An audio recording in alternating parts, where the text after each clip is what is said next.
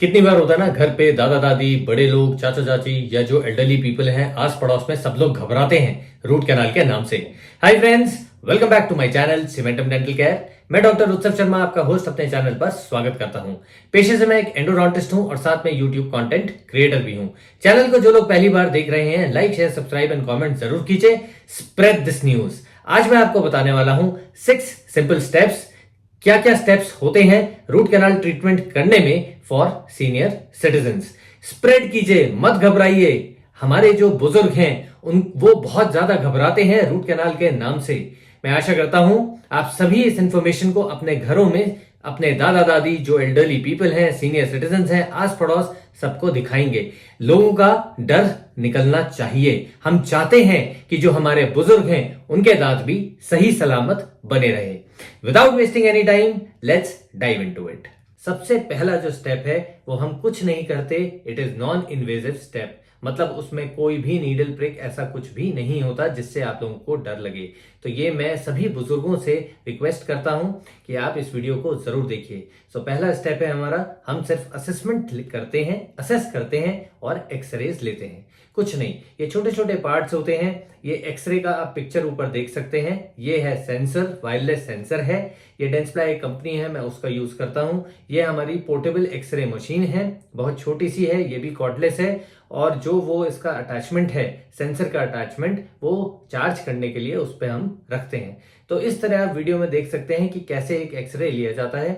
बस हम एक्सरे लेकर ये पता करते हैं दांत की कंडीशन कैसी है, कितना खराब है, रूट कैनाल करके उसे बचाया जा सकता है या नहीं बचाया जा सकता। So it is purely a non invasive procedure. इसमें कोई सुई या कोई इंजेक्शन का इस्तेमाल नहीं होता। तो ये जो पहला स्टेप है बहुत सिंपल, बहुत इजी होता है। और आशा मैं सभी दादा दादी जी, बूढ़े बुजुर्ग, उन सभी से रिक्वेस्ट करता हूं कि प्लीज घबराने की कोई भी जरूरत नहीं है। कमेंट्स में आप लोग बताना, सुई, इंजेक्शन, मुंह में लगेगा, दर्द होगा, कौन कौन ऐसे घबराता है, जरूर मुझे कमेंट्स में बताइएगा। असेसमेंट हो चुकी है, एक्सरे हम पढ़ चुके हैं, अब स्टार्ट करेंगे रूट कैनाल ट्रीटमेंट। होता यह है कि लोग आसपास के लोगों से ज्यादा घबरा जाते हैं। देखिए, मान लीजिए मेरा एक्सपीरियंस अच्छा नहीं रहा रूट कैनाल कराते समय, मेरे दांत में बहुत ज्यादा दर्द हुआ, तो मैं जगह जगह जाके अपने दोस्तों को, सभी को यह बताऊंगा कि रूट कैनाल मत करवाओ क्योंकि उसमें दर्द बहुत होता है। बट मैं आप सभी से रिक्वेस्ट करता हूं, एक इंफॉर्मेशन मैं आज आपको देना चाहता हूं, वो ये है कि हर इंसान का जो टॉलरेंस लेवल होता है पेन को सहने का, बेयर करने का, वो अलग अलग होता है। ये बात आप मान के चलिए। देखिए, मैं एग्जांपल खुद आपको देता हूं। यदि आप मेरे मुंह में इंजेक्शन भी लगाते हैं तो मुझे बहुत कम दर्द होता है। ये मेरी बॉडी का थ्रेशोल्ड है, ये मेरी बॉडी की इम्यूनिटी है। इसमें विल पावर काम नहीं आती। ये बॉडी, मेरी बॉडी डिजाइंड इस तरह है, राइट। हो सकता है कि आपकी बॉडी नाजुक हो, या आपका इम्यून सिस्टम बहुत वीक हो, या फिर आपका जो थ्रेशोल्ड कैपेसिटी है वो बहुत ज्यादा कम हो। तो हर किसी का थ्रेशोल्ड कैपेसिटी लेवल जो होता है ना, बेयर करने का पेन को, वो डिफरेंट होता है। तो इसमें बिल्कुल मत घबराइए। अब हम जब स्टार्ट करते हैं रूट कैनाल ट्रीटमेंट, तो उस एरिया को, सराउंडिंग दांत को या आसपास के दांतों को भी हम नम कर देते हैं, सुन कर देते हैं। सुन करने के लिए अलग अलग तरीके की डिवाइसेस आजकल अवेलेबल हैं। अपग्रेड्स भी हम लोग करते हैं। तो हमारे पास शॉर्ट नीडल्स भी होती हैं, अलग गेज नीडल्स होती हैं, और हमारे पास डिजिटल एनेस्थेटिक डिलीवरी सिस्टम्स भी आजकल आ गए हैं जिससे पेन बिल्कुल नहीं होता। सो मैं सभी बुजुर्गों से रिक्वेस्ट करता हूं कि इस चीज को लेकर ना तो घबराएं, ना दूसरों को डराएं, और अपना रूट कैनाल शांति और खुशी पूर्वक जरूर करवाएं। एनेस्थीसिया दे दिया है, दांत सुन हो गया है, आप रिलैक्स हो गए हैं और आपका ऑपरेटर अब पूरी तरीके से तैयार हो चुका है। तो अब हम क्या करते हैं, इस स्टेप में हम क्या करते हैं, दांत में देखिए 2 स्टेप्स हैं। दांत में अगर केरीज लगी है, इन्फेक्टेड पार्ट है, तो पहले तो हम उस केरियस लीजन को निकालते हैं, थोड़ा सा ड्रिल करते हैं, जगह बनाते हैं और लोकेट करते हैं। किस चीज को लोकेट करते हैं, रूट्स की पोजीशन को और उनकी कैनाल्स को। कैनाल्स को जब हम देख लेते हैं तो उनको थोड़ा सा हम एनलार्ज करते हैं। बस ये खत्म हो गया। अब इसको हम पूरा क्लीन करके अच्छे से साफ कर लेते हैं। स्टेप नंबर 2 इसी में आता है। जो अंदर पल्प है। अब आप भी जानते हैं कि पल्प क्या होता है। जैसे हमारा ह्यूमन हार्ट होता है, दिल होता है, ऐसी दांत का जो दिल होता है जिसमें सेंसरी इनोवेशंस होते हैं, नर्व एंडिंग्स होती हैं, जिन्हें हम कहते हैं दांतों की नसों का इलाज। तो वो जो नसें हैं वो यहीं पर होती हैं, इसे कहते हैं डेंटल पल्प। तो अब नेक्स्ट स्टेप में, सेकेंड स्टेप में, इस पल्प को, जो इन्फेक्टेड पल्प है, सड़ा हुआ जो पल्प है, उसको हम बाहर निकालते हैं।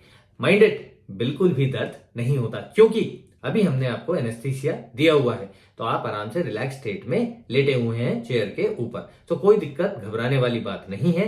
तो अब इस स्टेप में हम सारा जो पल्प होता है वो निकाल देते हैं।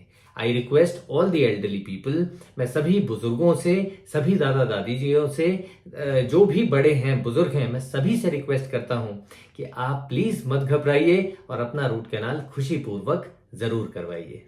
पल्प निकल चुका है। जो भी गंदी चीज थी दांत के अंदर, जो इन्फेक्शन क्रिएट कर रही थी, वो हमने पूरा का पूरा उस बॉडी को बाहर निकाल दिया है। इसे कहते हैं extirpation of infected dental pulp. Right, ये स्टेप यहां खत्म हो गया। अब बात करेंगे क्लीनिंग एंड शेपिंग की। जो जड़ें हैं उनको थोड़ा शेप करेंगे और क्लीन करेंगे। देखिए, एक स्टेप, बहुत इंपॉर्टेंट चीज मैं आपको बताता हूं, बहुत इंपॉर्टेंट स्टेप है, वो ये है कि हम जड़ों को शेप करते हैं। थोड़ी बहुत शेपिंग की जाती है। छोटी छोटी फाइल्स आपने ये देखा होगा, या आप जानते भी होंगे कि जब आपके डेंटिस्ट आपके ऊपर रूट कैनाल कर रहे होते हैं तो कई सारी छोटी छोटी नीडल्स वो आपके जड़ों में डालते हैं, बार बार डालते हैं, निकालते हैं, फिर एक एक्सरे लेते हैं, फिर डालते हैं, फिर निकालते हैं। तो इस प्रकार हम जड़ों को शेप कर रहे होते हैं। शेप हम इसलिए करते हैं जिससे कि जो भी हम उसमें दवाई डालें वो आसानी से चली जाए, जो उसमें हम केमिकल डालें साफ करने के लिए वो उसमें आसानी से चला जाए। अगर हम जड़ों को शेप नहीं देंगे तो हमारा जो हमारी मेहनत है, या जो भी हम सामान जड़ों के अंदर डाल रहे हैं जिससे उन्हें भी साफ करें, उन्हें साफ करना भी तो जरूरी है। अगर उन्हें साफ नहीं करेंगे तो फिर रूट कैनाल प्रॉपर नहीं होगी, अल्टीमेटली फेल्ड केस बन जाएगा और दांत में अभी भी दर्द रहेगा। तो हम दांतों को पूरी तरीके से ऊपर से नीचे तक साफ करते हैं, इसलिए हम जड़ों को शेप देते हैं और शेप देना जरूरी होता है। तो प्लीज मैं सभी बुजुर्गों से रिक्वेस्ट करता हूं, घबराइए बिल्कुल नहीं। यदि आप ही अपने सीनियर सिटीजन फ्रेंड्स को डराएंगे, धमकाएंगे, किस तरह डराएंगे, धमकाएंगे, मत जाना, बहुत ज्यादा दर्द होता है, तो आप खुद बताइए, क्या ये कम्युनिटी हेल्दी कम्युनिटी बन पाएगी? यदि आप ही अपने मित्र को डराएंगे, क्या पता आपके मित्र का जो थ्रेशहोल्ड हो पेन का वो ज्यादा हो और वो इंटरेस्टेड हो अपने दांत को बचाने में, वो चाहते हो कि उनका रूट कैनाल ट्रीटमेंट हो जाए। बट आपकी बात सुन के, वो कहते हैं ना कि हम जब 100 लोगों से एक ही बात, सही बात को भी गलत तरीके से सुनते हैं तो हमारे मन में वो बात बैठ जाती है। So I request you all, please अपने मित्रों को, सीनियर सिटीजन फ्रेंड्स को कभी भी मत डराइए, उनको कॉन्फिडेंस दीजिए, उनको बताइए कि रूट कैनाल करवाने से डर नहीं होना चाहिए। दांत को आपको स्वस्थ रखना है और अपने दांतों को बचाना है। अब बारी आ जाती है फिलिंग एंड सीलिंग की। देखिए, दांत पूरी तरीके से साफ हो चुका है, जड़ें भी साफ हो चुकी हैं। अब हम जड़ों में फिलिंग करते हैं। गटा पर्चा कोन से फिलिंग की जाती है।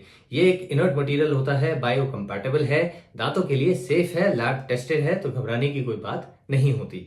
तो जड़ों को क्योंकि हमने साफ किया था, उन्हें क्लीन किया था, अब वहां पे हम ये गटा पर्चा कोन्स डाल के उनको सील कर देते हैं। इसके बाद हम बात करते हैं दांत के ऊपर वाले हिस्से में। जब हम फर्स्ट टाइम ड्रिल कर रहे होते हैं तो बहुत कुछ वहां से निकाला जाता है, डेंटल पल्प भी निकल जाता है, जैसा मैंने अभी पीछे आपको बताया।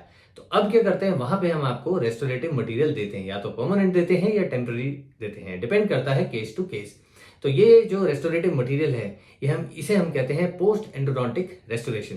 ये इसलिए देते हैं जिससे जब आप खाना खाते हैं तो खाना अंदर तक, जड़ों तक ना जाए, पानी रिस कर नीचे तक ना जाए।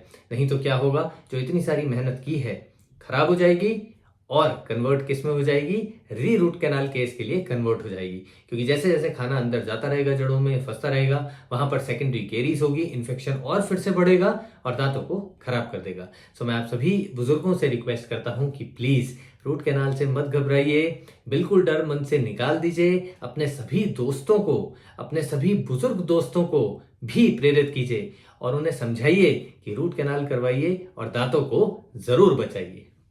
फाइनली बात करते हैं रेस्टोरेशन यानी क्राउन की।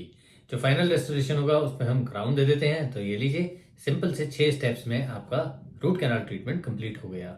I hope you guys enjoy this video. अगर वीडियो अच्छा लगा तो लाइक शेयर कमेंट जरूर कीजिए। आपके कोई प्रश्न है, सवाल है, आप हमें पूछ सकते हैं cementumdentalcare@gmail.com पर।